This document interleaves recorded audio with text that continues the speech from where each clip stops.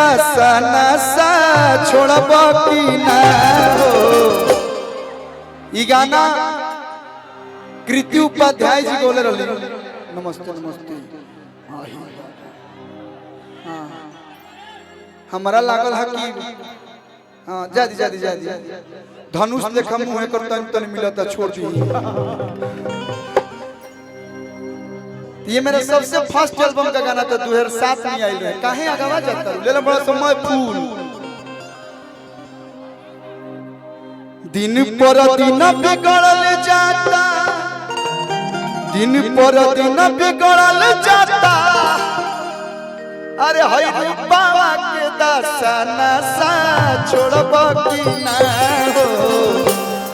तोहरे फिक्रिए भइनी कलल का दशा नशा छोड़ब की ना हो। तोहरे फिक्रिए भइनी कलल का दशा नशा छोड़ब की ना। दिन पर दिन बिगड़ल जाता रूपवा के दशा नशा छोड़ब की ना। कतनो बिहार सरकार रोक लगौले बा लेकिन पैकेज चेक कर तो 2-4 गो मिलिए जैसे सूर्यास्त पटना मस्त। दिन पर दिन बिगड़ल जाता अतन हेने मीठे मीठे कमर मारे के हमको ज्यादा ना गाने आते हैं ना ज्यादा डांस करने आते हैं। उतना भर गाते हैं कि आप लोग खुश रहिए।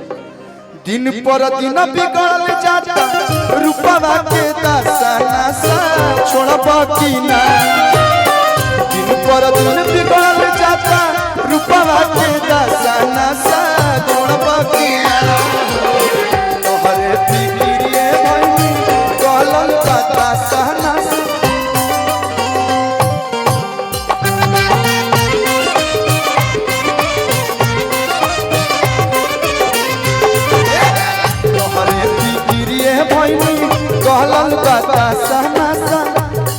एमे गाना बढ़िया आशीर्वाद मिलता। एगो गाना के डोल दे लोहे लोहे कमरिया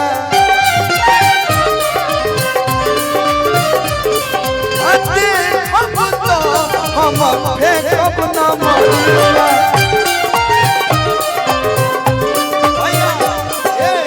तोहरे फिक्रिए भइनी कलल का दशा नशा।